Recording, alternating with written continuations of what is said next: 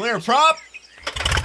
73, Yankee number 2, following twin traffic, 3 mile final, clear passenger. 1 Charlie Bravo, makes straight in runway 25, join 4 mile final. This is Behind the Prop with United Flight Systems owner and licensed pilot Bobby Doss and his co-host, Major Airline Captain and Designated Pilot Examiner Wally Mulhearn. Now let's go Behind the Prop. What's up, Wally? Hey, Bobby, how are you? I am fantastic as always. This week we're going to tackle a topic that we haven't tackled before, and hopefully the listeners enjoy it and give us some quality feedback. We're going to make it all about mastering energy management for approaches and landings. Wally gives a lot of check rides. I hear a lot of stories around the flight school. My chief loves to talk about high, low, fast, or slow, and all the things we should be doing for managing that energy. I think we have some good topics to cover today. We're going to talk about just basic energy management, practical techniques for energy control, and then we're going to talk about common pitfalls and how we can avoid them. But this is a topic that you seem pretty passionate about, Wally. You manage some really big energy in your pro world, and you see a lot of us probably struggle with energy management on a practical basis on check rides. What are your initial thoughts about this episode? Well, when I saw it, what we were going to talk about it, I thought, well, I could talk all day about this. I really could. I don't know how interesting it would be, but hopefully this 35 minutes to our listeners will be interesting. But, flying airplanes is really about managing your energy, managing your assets, which, we usually think of that as being altitude and airspeed. There's an old poster or saying that's around a lot of old flight schools and FBOs. It says, airspeed, altitude, money. You need two out of three to fly, or something to that effect. And that's kind of the truth. But we're gonna talk a lot about altitude and airspeed. And when I do check rides with private applicants, um, what what I see is that they they're painted into a corner. They're in a box. They only have one way of doing things. For instance, every descent is an idle descent.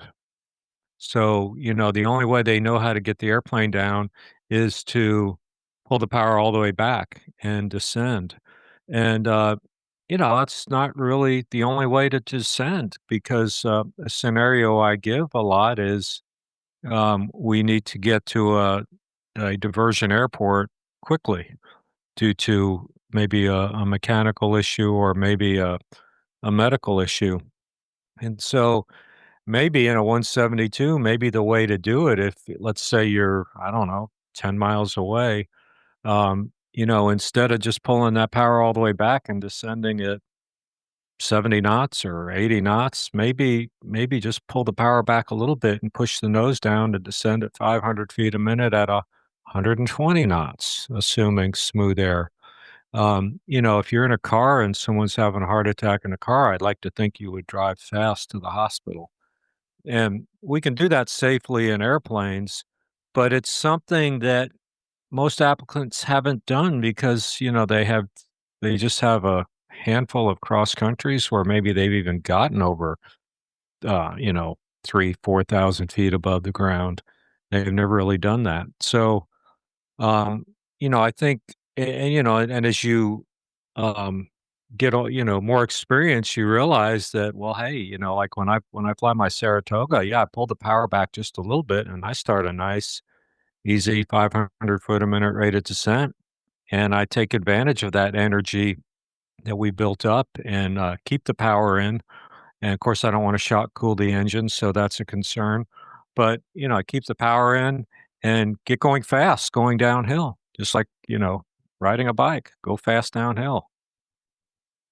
Yeah, I think early on I struggled with the concept of energy management because you don't really think about that in a car, right? I guess my grandfather showed me one time in the hills of West Virginia, old stick shift truck that he could put it in neutral and turn the engine off, and we could keep going faster. And I thought that was the coolest thing in the world in the late 70s, early 80s. And obviously that's the energy of that. But the one way that I do explain it is kind of a bike, right? On the top of a hill. You have that potential energy of going down that hill, and when you put the bike over the edge of the hill and you let the brake off and you start going down that hill, you're transferring all that potential energy into kinetic energy. And the same thing happens with those planes. You put the nose down, you're creating all that airspeed from that energy. And at some point we want it to slow down. We probably have all experienced at some point trying to land a little fast. And truth be told, it's nearly impossible in these little airplanes. If you're going much over 75, they're going to want to fly. And at 85, they're going to fly. There's just no way you can keep it on the ground. And one of my very first trips as a private pilot, I took another dad and his son to a local airport with a good restaurant and was excited. And first time we hit the ground, kind of bounced. Second time we hit, we got really high and I just went around. But I had never experienced that kind of porpoising. And I was clearly out of practice and was landing too fast. But that's a very dangerous scenario, and probably gets a lot of people in trouble. And it's all about that airspeed and energy management on the approach. So let's talk about what are your tips or tricks for how to manage that energy on the approach and landing, Wally? When you're flying yourself, you're in the Saratoga, you got passengers. Obviously, you have some tips and tricks. You have some ways you manage that approach. Let's just say you're 10 miles out and you're at 5,500 feet. What are you thinking, and how are you trying to manage that to use all the energy you spent to get to 5,500, and then how are you going to try and do your best to manage that energy so you come over the threshold at exactly the VREF you want to be? Yeah, I think and it's a function of ground speed, of how far out you want to begin your descent. And this is based on non-pressurized airplanes where you want to come down at somewhere around 500 feet per minute. And I look at my airplane. I got a GPS and everything. It will tell me what time I'm going to get there. And let's just say let's just say I'm at 8,000 feet above the ground, and I'm going to get there at 1,500. I'm gonna, it says I'll be at the airport at 1,500. Well, at 500 feet per minute. That's 16 minutes. So I'm gonna start well. I'm gonna probably start my descent somewhere around 20 minutes, 22 minutes in that range, because I want to get down and be able to slow down and get things kind of all settled down. But I think most airplanes, if you take a 200 knot airplane, 180 to 200 knot airplane, if you multiply your altitude by about seven, you're 5,000 feet times 7, 5 times 7, you wanna start about 35 miles out. Again, that's a 180, 200 knot airplane. A 150 knot airplane, somewhere around 5. And that's where I am with the Saratoga. Um, you know, Again, 8,000 feet, I'd wanna start my descent somewhere around 40 miles out, and then kinda keep track of it. It's much like budgeting. If you get paid on the 1st of the month and you're not gonna get paid again until the 1st of the next month, around the 15th of the month, you're thinking, "Okay, we're halfway through the month. Have I have I used more than half of my money?" And if you have, well, you probably need to make some adjustments, or, do something differently. And it so, don't just start that descent and say, "Okay, yeah, we're good." You know, Halfway there, say, "Okay, how am I doing? How am I doing? I should be at, I don't know, 20 miles out, I should be about 4,000 feet." Well, 20 miles out, you're 3,800 feet. Okay, you're doing pretty good. You're right in the slot. So, um it's constantly reevaluating, and seeing where you are. Now, if you have a significant tailwind and then you lose it, you don't have the tailwind, or you go from no wind to a headwind, you're probably gonna be low. And so you may want to, add some power, or if you're on an autopilot, just decrease the rate of descent. If you're coming down at 500 feet a minute, back it off to 400 feet a minute, something like that. So now we get, we're in the area of the pattern. We're close enough. And I always like to ask you guys and girls that fly all the time, like when you're on a check ride and you turn base, the at what point do you know if you're high or low? I'll know on base. I'll know on base, and And how long do um, you think it takes the private pilot applicant to know whether they're high or low? it probably takes a while. It takes a while. I was taught early on by my father. He used to say, I mean, we owned a Cherokee 140, 1969 model Cherokee 140, but we bought for $8,000 and we sold it for $9,000. But anyway, um, he used to say to me, "You should never touch the flaps unless you're at idle." Hmm. And now we don't really operate that way. But when you think about it, what do we use the flaps for? You kind of help us sort of add drag and everything. So almost adding flaps with power in, is kind of counterproductive. We're putting drag in and then we're adding power.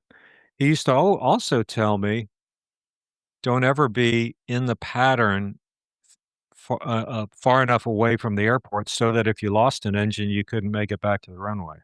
So I always learned really, really tight patterns. Now, at some controlled airports or even non-controlled airports, depending on what's going on, sometimes that's not totally feasible to keep it in tight like that. But I did like to, I do like to keep it in tight if I can. No question. I'm very similar, and I'll try and maintain as much altitude as I can within reason too, to give me that opportunity.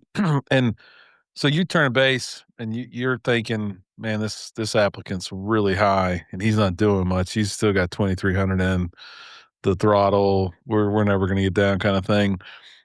What is there a tip or trick that you can tell an applicant or student pilot how to start building some muscle memory on that sight picture of what it looks like? Or is there some math? I kind of think obviously 1150, 1200 in the downwind at hooks. I'm thinking, about 800 midway through my base. And as I turn on final, I want to be 600 or 600 feet. I mean, I know those numbers for my home airport. I would think people can have those numbers, but that doesn't always tell me if I have a headwind or, how big is that headwind? How much power do I have to carry through that 500 feet spot that I'm thinking about? But obviously, we have a PAPI system. But if there's not a PAPI, is there any tips or tricks you can have about how to start understanding if you're high or low or fast or slow? Yeah, if you have some sort of a distance measuring device, whether it be GPS or DME, and you can measure the your distance really to the point that you want to touch down on it. But we'll just say the end of the runway. You should be about 300 feet in the air for every mile. Um, Ish. That's just a wag. So at 2 miles out, you ought to be about 600 feet. Call 3 miles out 1,000. Let's not get too technical here. So 3 miles out, you should be about 1,000. 6 miles out, you should be about 2,000. And that's what a normal glide slope looks like. I tell people at non-towered airports, they're trying to give position reports, and they don't know. They haven't done it enough to be able to look out there and say, "Yeah, that's about 2 miles." Well, 2 miles is if but usually at this point, they know what on the glide slope looks like. or the glide path, I should say, I guess. They know when it looks about right. So if you're at 600 feet and it looks about right, you're probably about 2 miles out. Yeah, one thing that I think helps or probably helped me was when I started my instrument training and I started shooting approaches and you would shoot something from a pretty good distance away. Even you think Conroe Alibi is a long way from the airport, and when you intercept that ILS at Alibi, you see the airport, you kinda know what it looks like out there in the field. Obviously, you're shooting an approach, so you have goggles on, but when you become a safety pilot, you see it. You just kinda get that feel of what that 3 degrees looks like from a long, long way away and then up close. Um, and it starts making VFR flying a little bit more easier. So maybe if you have access to it or could go with an instrument rated pilot or someone who can shoot an approach, just see it. Get on glide slope from 10 miles out, 5 miles out. Get the look and feel of what that feels like. What does the airport look like on the ground from 5 miles away, 4 miles away, 3 miles away, 2 miles away? And kinda jot down those numbers as you go, like, at 5 miles, I was this high in the air, and build some of your own stuff, to help you see that. Reference material for this stuff would be in the Pilot Handbook of Aeronautical Knowledge, Chapter 3, Basic Aerodynamics, and there's some pretty good stuff in the Private Pilot ACS about what Wally's gonna be expecting from you on an approach to landing, and maybe give you an idea on how to build some muscle memory and how to prepare for that check ride. So let's talk about the pitching for airspeed and power for altitude debate. I think there's some passion out there, but I think we have some things to share. How do you feel it works on an approach and landing? How do you feel it works in cruise flight, Wally? It works great on approach and landing. It works horribly in cruise. So you know what? Here's what happens with private pilot candidates. Let's say you come in and let's say you've got 60 hours. You're taking your check ride at 60 hours. Probably of those 60 hours, I don't know, I'm going to say 25 of it is in the traffic pattern, maybe even more.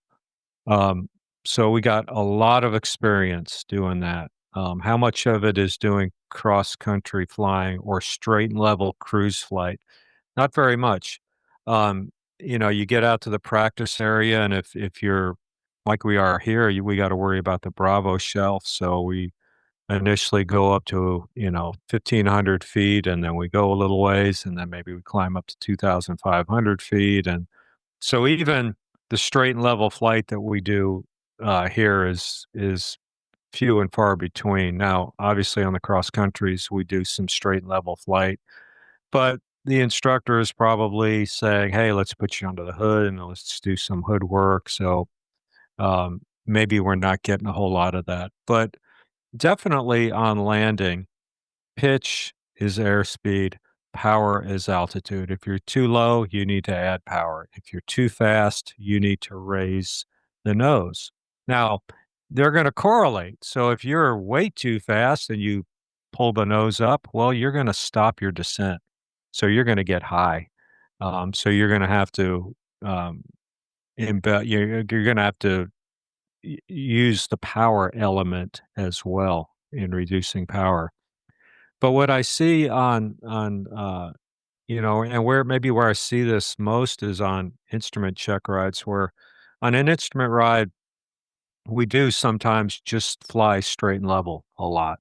I'll usually give the applicant an airway to intercept. And sometimes, I give them a clearance up to 2,000 feet. And we're at 1,900 feet, 2,100 feet, back down to 1,900 feet. We're just fishing all over the place to find that altitude. And so what happens is we get high, we get up to 2,100 feet, and the power comes back to 1,500 RPM. We go back down to 1,900 feet, and the power goes up to 2,500 RPM. And, in the debrief, I'll say, your problem with that altitude control was the airplane just wasn't in trim. And they are so used to power is altitude, that if, oh, I'm climbing. Well, it's not, because the power is wrong. Um, the airplane's not in trim. And so it's a pitch issue. So in cruise, it's a little bit different. Altitude is a function of pitch, and airspeed is a function of the power setting. So Yeah, it's and a I little think bit different. my You know, inside the tips pro- right there is like know your numbers. Like when you want to be a cruise, the POH says what 80%, 70%, 60% power settings are. And if you get that and then you trim it out, you're going to maintain that altitude and you're going to be at that airspeed. And again, we're going to be at airspeed. So if we have a big headwind, the ground speed is going to be very different, but it's all a math problem to figure out how to manage all those assets to get you where you want to go. yeah, and people struggle with figuring out the true airspeed. I just had a young man a couple of days ago that was in a Grumman Cheetah, and I was asking him in the ground portion what true airspeed we were gonna get and everything, and he made the comment that the airplane was old and that the data in the POH was not nearly accurate. So we get out in the airplane, and Physics and he math would changed since the 70s. yeah. Well, that's what he said, and I've heard that. I've heard people say, "Oh, these are old airplanes, so the data that we see in the POH isn't worth a darn." Well, and maybe I even subscribe to that theory, but I started playing around with my Saratoga, and I realized that the numbers, uh, are within a knot or 2. 100 it's I'm supposed to get 147 knots based on this power setting, and I'm doing 148, 149. And I just went, "Wow." I mean, we were within 1%, 1.5% of what the POH says we should get. But it happened in this Grumman the other day, and he was saying, "Yeah, you see how, the POH says we're supposed to have 107 knots, and we've only got 100 right now." And I said, "Well, that's 100 indicated. What true airspeed are we at?" And he goes, "Oh, oh." And so he used that little, you know, um, device on the airspeed indicator to match up pressure, altitude with outside air temperature, and we were spot on. We were exactly what the POH said, and Hmm. he was flabbergasted that the numbers were so accurate. Yeah, and then I think the last tip there really is wind, right? I don't think it took hundreds of hours. So if you're a new pilot, it shouldn't be something you got at 50 or 60, but you should start incorporating it into your plan is really winds. If it's 15 gusting 22, that's 25% of your airspeed. Um, that's going to be one fourth longer to get on the ground, right? If you're flying at the same rate that you've always kind of flown that approach at, you're going to it's just going to change everything, and you need to be able to put that into your tools to understand how is this 15 to 20 knot headwind going to change my energy management. I can't pull it to idle at the same distance away that I was able to glide to the threshold yesterday in calm winds. I Right, right, probably aren't. I'm not going to get there.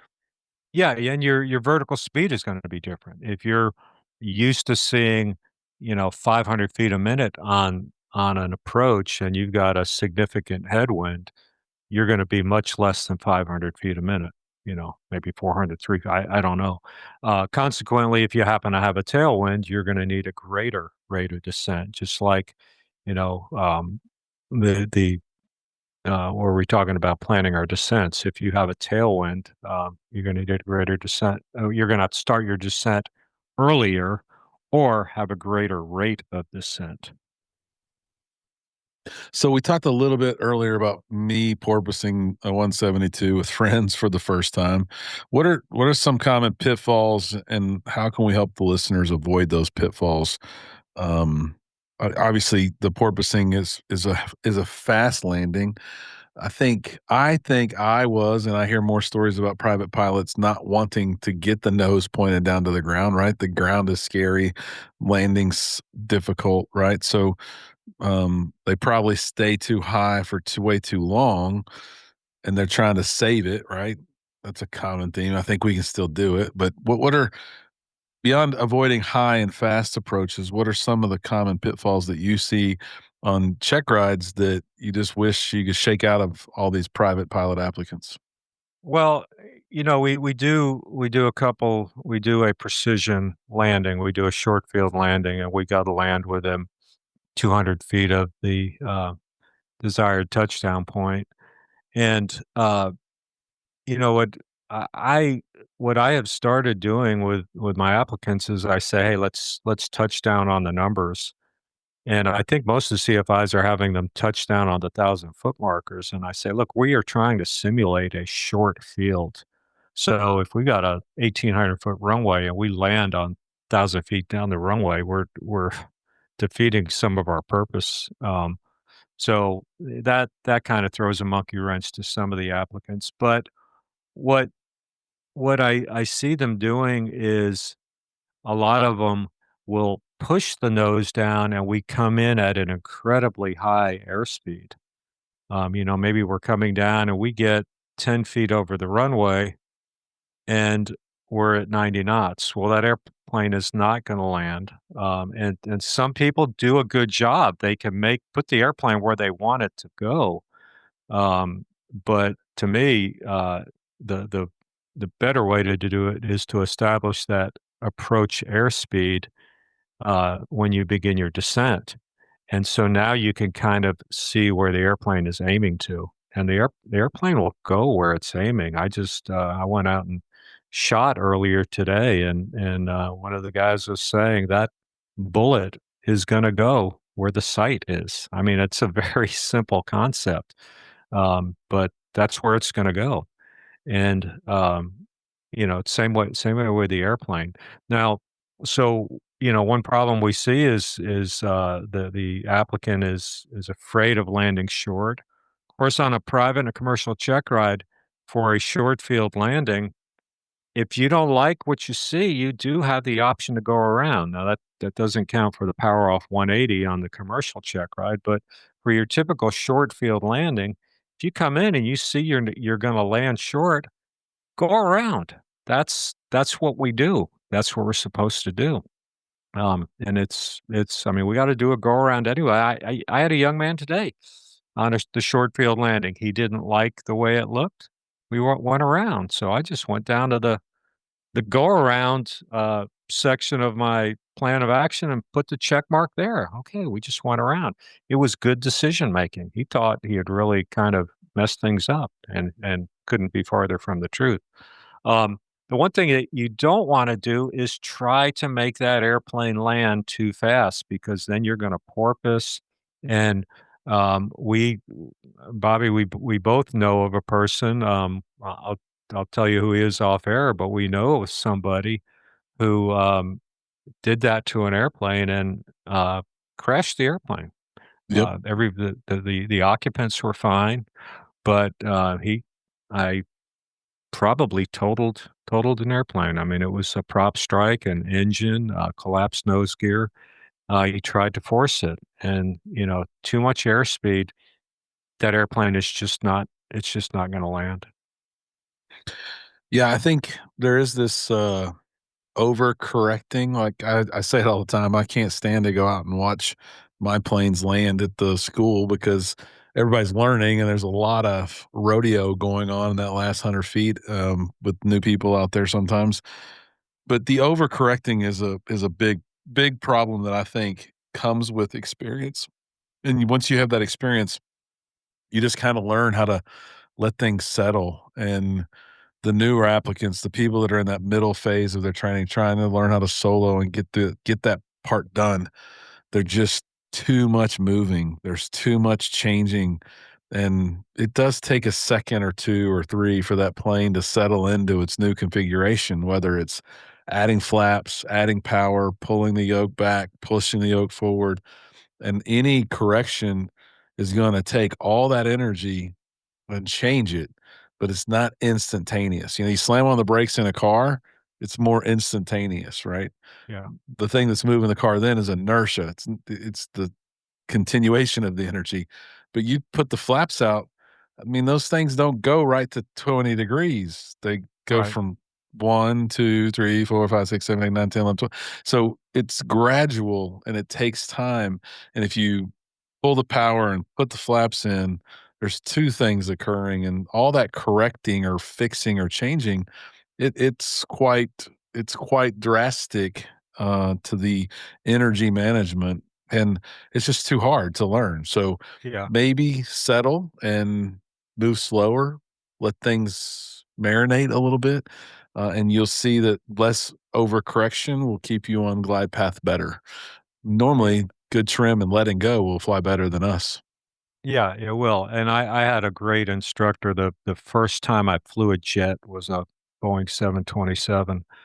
And my first check pilot that was flying with me was a guy named Steve Williams. I don't know if he would ever happen to listen to this podcast, but I want to give someone credit for the quote. He used to say, "Eyes moving fast, hands moving slow." And I've always remembered that, and I thought, that's a great quote. That is a great quote, and I say it all the time to students: eyes moving fast, hands moving slow, and that's kind of a great, kinda, uh, dovetails what you were talking about. Yep. So a few resources for you to go check out if you want to learn more or read more. The Airplane Flying Handbook, Chapter 8, is all about approaches and landings. The AIM, Section 212, what number of visual aids that might help you in this area. And there's some chapters on troubleshooting landings as it relates to the Airplane Flying Handbook. And then the FAA Risk Management Handbook has a lot of things as well in it. We've talked and covered those books, but you can go download those for free from the FAA and hopefully get some more pointers and some more ideas on maybe how to manage your energy better when you're on an approach and landing, and then maybe some in that cruise phase as well, learning how to master the trim, which will ultimately master your energy management in cruise. So, look, the way we get better is always by practicing. I guess my motivational tip today would be go get with an instructor and work on some confidence with energy management, maybe on a really windy day, maybe on a really bumpy day, so lots of gusts, and try to start mastering what it's like to manage energy. One of the best things that my instructors did, his name was Justin Meeks.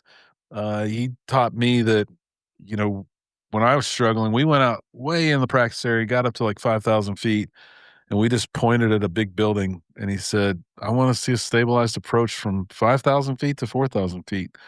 And that's how I learned to get stable and manage my energy. And we just did it over and over and over again. And it really has always been something that's been in my brain that's helped me manage my final phase of flying, whether it's a 172 or it's a Vision jet. I feel like I've got a plan in every case, always thinking more, got a lot more opportunity in my brain than I did when I was early on in my training, but that should help you get better and build your confidence at managing energy. No matter what you do or how you do it, keep listening to the show, share the show with your friends, and stay behind the prop. Thanks for checking out the Behind the Prop podcast. Be sure to click subscribe and check us out online at behindtheprop.com. Behind the Prop is recorded in Houston, Texas. Creator and host is Bobby Doss. Co-host is Wally Mulhearn. The show is for entertainment purposes only and is not meant to replace actual flight instruction. Thanks for listening, and remember, fly safe.